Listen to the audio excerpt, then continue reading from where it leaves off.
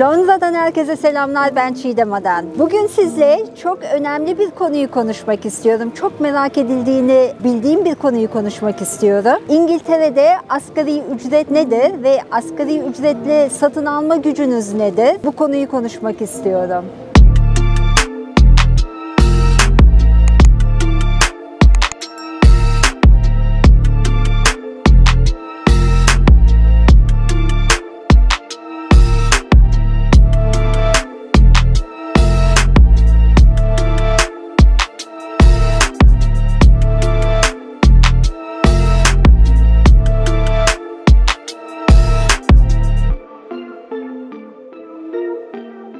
Evde otururken masa başında bir videoyla rakamlar üzerinden ve yaptığım alışverişin faturası üzerinden anlatmak istemedim. Onun için Walthamstow Market'e geldim. Yani semt pazarı, Walthamstow'a ait semt pazarına geldim. Şimdi pazardan hem alışveriş yapacağım. Alışveriş yaparken ne kadar para harcadım, neleri aldım bu parayla, bana bir haftada yetecek mi, pazarda neler satılıyor ve asgari ücreti konuşacağız. Yani asgari ücretli bir insan yetişebilir mi, ne kadarlık maaşının ne kadarını pazarda harcıyor gibi bir kıyaslama yapacağız. Bu arada Türkiye'deki rakamları siz daha iyi bildiğiniz için Türkiye ile ilgili kıyaslamaları da siz yapabilirsiniz diye düşünüyorum. Hatta yorumlardan da bana yazarsanız ben de birazcık bilirim çünkü oldukça uzak kaldım. Şimdi Walthamstow Market'teyiz hep beraber.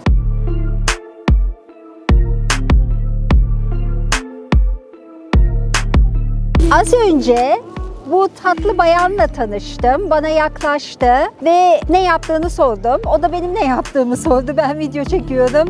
Ona değişik geldi. Ben de onun ne yaptığını sordum. Çünkü buraya bir müzikle tam meydanda durmuş ve etrafı seyrediyor. Birilerinin ona yaklaşıp konuşmasını bekliyor. Aynı şeyi ben yaptım. Hi Janine, want to ask you, what are you doing here? I'm here in Walthamstow. I'm professing the good news of Jesus Christ. İsa'dan iyi haber getirdiğini söylüyor. Yani aslında bir din temsilcisi, öyle tercüme edeyim. Yaptığı bu iş için ödenmiyor, gönüllü olarak yapıyor. Janine'e çok teşekkür ediyoruz, kolay gelsin diyoruz. Janine, thank you very much and good luck to you. And you are doing something really nice. Carry on. Can I pray for you? Of course, yes please, yeah. Father God, I thank you. And I just lift, what was your name? Çiğdem. Chidem. I lift Chidem into your hands, Father God. I thank you for her life, Lord. In His mighty name, amen. Amen. Thank you very much, Janine. Have a good day. Yeah. Hope to see you again. Bye-bye.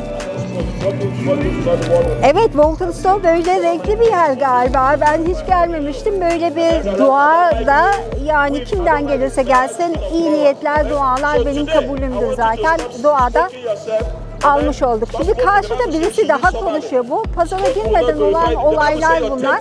Bakalım bu niye konuşuyor acaba? So today, Apostle Paul has described for us what love is, you see, in the 1 Corinthians chapter 13 verse 4. Evet, bu da yine İsa ve İsa aşkı üzerine konuşuyor olması lazım.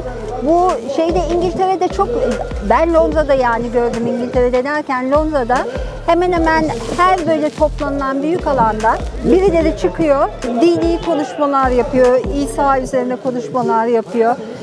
Herhalde insanları birlikte tutan, ayakta tutan şey dini inançları diye düşünüyorum ben. Şimdi pazara giriyoruz.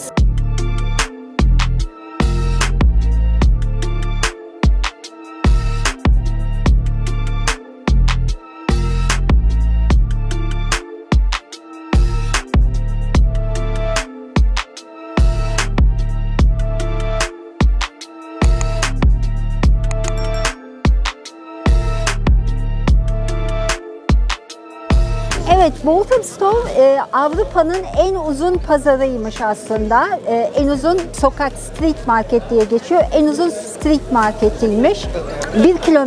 1 kilometre civarında. Şu yolun başından ta şu anda yürüyoruz, sonuna kadar devam ediyor. Ben eskiden gelirdim buraya. Çünkü burada sadece taze sebze meyve bulmak için gelmiyorsunuz buraya. Buranın aynı zamanda fishmonger dedikleri taze fiş aldığınız marketleri, kasapları ve şaşıracaksınız ama kıyafet ve kumaşları var. Kumaş için özellikle geliyorlar. Hindistan'dan getirdikleri kumaşlar var, çok güzel.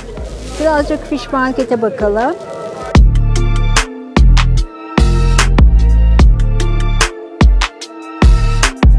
Şimdi hemen şu karşımda helal kasap fiyatlarını gördüm de durdum yani. Biraz enteresan geldi çünkü 2 kilo beef 9.99, 10 pound'a diyor 2 kilo. Kuzu shoulder 7.50. Gerçekten çok ucuz yani. Ben bile bilmiyordum. Bunlar halal başarı yazmışlar. Burada bir başka enteresan markette, başka yerlerde de görebilirsiniz. Lidl. Bu Lidl'lar gerçekten çok ucuz oluyor. Bir Lidl çekimi yapmak istiyorum size. Başka bir video konusu olacak. Tabii bunları ben sizlere fiyatlar açısından biraz bilginiz olsun diye çekiyorum. Alışverişimizi daha sonra yapacağız.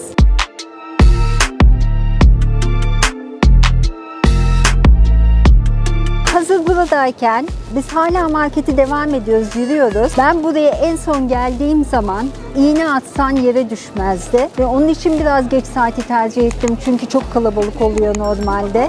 Maalesef pazar bomboş. Yerde gördüğünüz pazar tahtalarının yerlerini belirten işaretlerin hepsi boş. Normalde 100'ün üstünde stall olması gerekiyor burada. Fakat hepsi bomboş. Özellikle East London, yani Londra'nın doğusu için getirdiği kumaşlarla, ev eşyalarıyla, baterilerle, yani elektronik cihazların ucuz olmasıyla falan çok ilgi çeken bir yer. Ve doğuda, Londra'nın doğusunda konuşulan Cockney lisanının çok olduğu bir yer.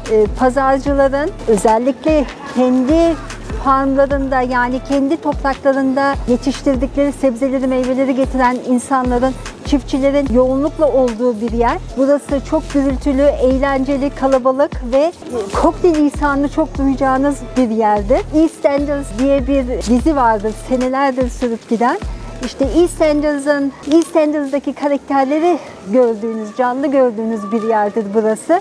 Fakat market ölmüş. Şu anda boş sokakta yürüyorum. Çok üzgünüm. Size daha canlı, daha böyle eğlenceli bir market göstereceğim diye gelmiştim buraya. Maalesef öyle olmadı. Hatta sokaktaki insanlardan da sohbet yaparız. Size biraz Cockney lisanı dinletirim diye düşünüyordum. Maalesef öyle olmadı. Enteresan bir şey görürsem de göstereceğim.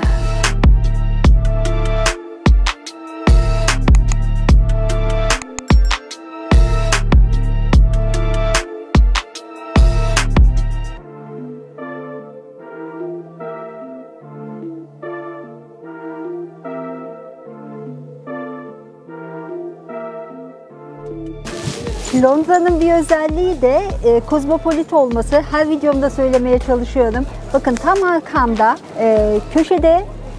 köşede Afrikan kumaşlar vardı. Afrika'dan gelme kumaşları satan bir mağaza vardı. Onun yanında Polonyalı, onun yanında Avrupa'dan gelen ürünleri satan shoplar. Hepsi yan yana, karışık yani. Hemen yanında ne var? Hemen yanında da Çinlilerin Chinese Herb bitki ve tedavileri, ne denir ona? Çinlilerin shopu var. Çinliler de biliyorsunuz bitkileri karıştırarak falan yapıyorlar. Kendileri hazırlıyorlar resipileri, reçeteleri. Yani tam bir karmaşa. Her milletin yan yana birlikte yaşadığı bir yer burası. Şimdi bir tane çok değişik bir sebze daha göstereceğim.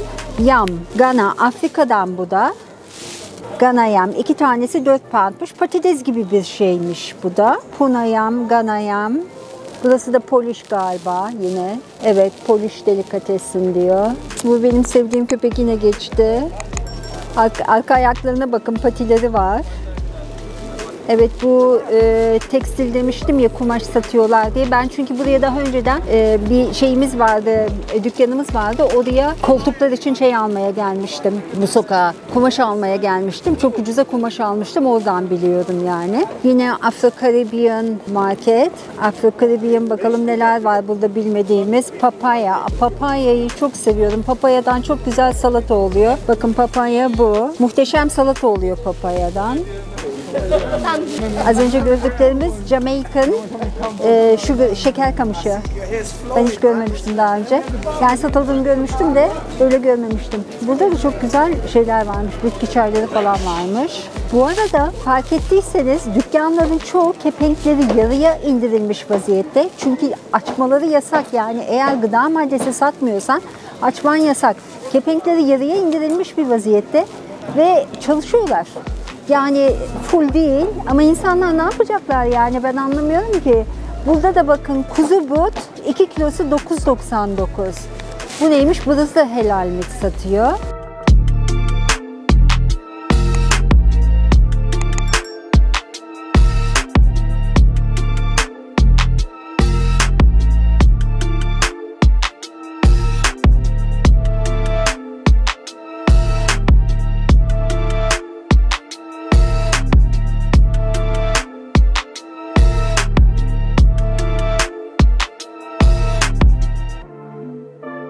Evet, marketin sonuna gelmedim ama bu kapalı yolun sonuna geldim. Arada bir cadde var, sonra tekrar devam ediyor. O kısmı sonradan ilave etmişler, demek ki daha önce yoktu. Ve geriye dönüyorum. Gerçekten çok üzüldüm. Yani burası Londra'ya imza atmış marketlerden, semt pazarlarından bir tanesi. Bu kadar boş olmasına gerçekten çok üzüldüm. Özellikle hafta arası gelmemiştim. Cumartesi geldim ki cumartesi en kalabalık gün olması gerekiyor. Ben şimdi her zaman yaptığım gibi adamın bıraktığım yere yakın olan büyük stoldan sebze alışverişlerimi yapacağım. Oradan da yavaş yavaş merak ettiğiniz hesaplamalara geçeceğiz. İngiltere'de daha önce bahsetmiştim. Finansal sene Mart'ın sonunda, yani burada da Nisan başı itibariyle %2.2 artışla, yaklaşık %2 küsur artışla asgari ücret 1665 TL olacak. Yani Türkiye'deki 2825 TL, Türkiye'deki 2825 TL'ye karşılık bizde 1665 TL olacak. Bakalım şimdi bunların satın alma güçleri nasıl?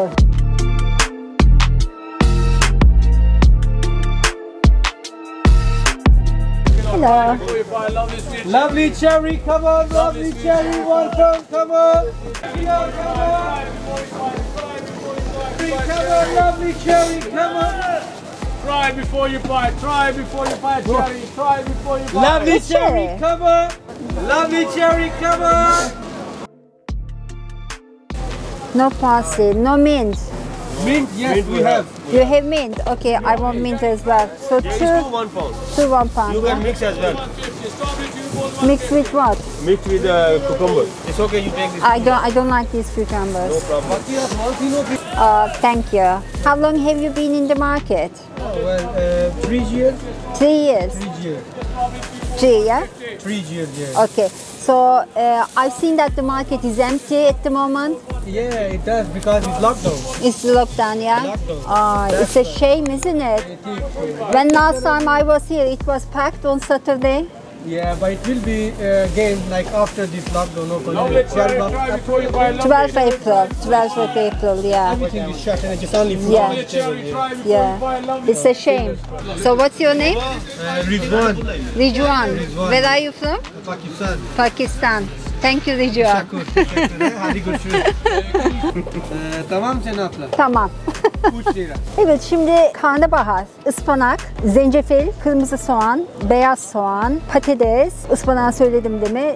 2 bağ taze soğan aldım, bir demet nane aldım ve bunların hepsine 11 pound ödedim. Bu aldıklarım aslında bana bir hafta yeter. Hadi ben et yemediğim için et almıyorum. Bunun yanına 1 veya 2 kilo et aldığımı düşünsem ki 2 kilo et fiyatı 9.99'du burada, 10 pound'tu. Balık gördüm, 3 tane sea bass, yani bizim levrek dediğimiz 3 tane sea bass 10 pound'tu, 9.99 10 pound'tu 3 tane sea bass. Yani bu 10 pound'un üstüne et ve balık ilave ettiğimi de düşünürsek 30 pound eder. 30 pound bile harcamış olsam ben buradan, benim maaşımın 1665'in %10'u kadar falan bir şey yapıyor. Bunu benim toplamam lazım ya, ne yaptım ben? Bir dakika, bunları arabaya koyayım, ondan sonra tekrar devam edeceğim bu videoya. Evet, her zaman söylediğim gibi kahvemi de aldım. Aldıklarımı da arabaya bıraktım. Şimdi aldıklarımı arabaya bırakmışken de birazcık neler aldığıma da baktım. O gördüğünüz basketler, yani ne deniyor onlara, kovalar, her birine 1 pound ödüyorsunuz. Ona göre ayarlıyorlar. Her birine 1 pound ödüyorsunuz. Bir kova karnabahar, yani bir tane karnabahar aldım. Ispanak aldım. Geçen hafta da almıştım ıspanağı. Çok güzel, tertemiz ıspanaklardı. Çok memnun kalmıştım. Ispanak aldım. Zencefil aldım. Çünkü kışın çok güzel oluyor. Hemen hemen her yemeğin içine atmaya çalışıyorum. Eğer kaynatmıyorsam. Ki bazen kaynatıyorum da eğer yorgun hissediyorsak kendimizi. Zencefil aldım. Kırmızı kapya biberlerden aldım. Limon aldım. Taze soğan aldım. 6. Kırmızı soğan. Beyaz soğan. Patates. Ekli 9. Nane 10. Patlıcan 11. Tam 11 tane şey aldım. Dediğim gibi 11 pound ödedim ve bunlar benim aslında bakarsanız bir hafta içinde kullanacağım sebzelere eşit. Bir domates ilave etmem lazım ki domatesim evde vardı, almadım. Et ve şey fiyatlarını gösterdim size. Bir hafta yetecek kadar 2 kilo et aldığımı düşünsek, buradaki market fiyatlarını gördünüz. 10 pound'a 2 kilo et alabiliyorum. 2 kilo et alsam 10 pound, 3 tane levrek 10 pound'tu, onu da gördüm. 3 tane levrek aldığımı düşünsek ki 3 tane levrek almaya gerek yok. Hadi öyle olduğunu farz edelim. Şimdi yuvarlak hesap yapıyoruz ya. Eder 30 pound. Yanına da hani ıvırınızı zıvırınızı falan aldığınızı düşünelim. 40 pound. 1665 pound asgari ücret olduğu zaman onu 4'e bölün. Haftada 416 pound falan geliyor. 416 pound haftalığınızın sadece %10'unu market alışverişinize harcıyorsunuz burada. Yani satın alma gücünüz o kadar yüksek. Geriye size epey bir şey kalıyor. Asgari ücretle vereceğiniz kiraydı, işte diğer şeylere neler harcayacaksınız. Onları başka videolarla paylaşabilirim. Daha önce zaten size bir Türk marketi videosu, eğer seyretmediyseniz ona da bakın. Hani kahvaltılık şuydu buydu, onlara da bakmıştım. Aslına bakarsanız bütün haftalık bir kişinin haftalık alışverişi, yiyecek alışverişi 30-35 pound'ın, bilemediğiniz 40 pound'ın üstüne çıkmıyor. 1665 ile 1665 pound'la ona göre kıyaslama yapabilirsiniz. Umarım bu videoyu sevmişsinizdir. Ben dediğim gibi diğer harcamalarla ilgili, yani kira ne vereceksiniz, işte telefon şudur budur, onlarla ilgili yine zaman zaman yaptığım paylaşımlarda paylaşacağım. Türkiye'deki asgari ücret bir kişinin haftalık pazar market masrafı, yiyecek masrafı nedir? Onu ben çok şu anda bilmiyorum. Lütfen yorumlardan paylaşırsanız karşılıklı kıyaslama yapmaya devam edelim. Her iki taraftaki yaşantıyla ilgili. Walthamstow Street Market semt pazarından yapmış olduğum paylaşımımı burada bitiriyorum.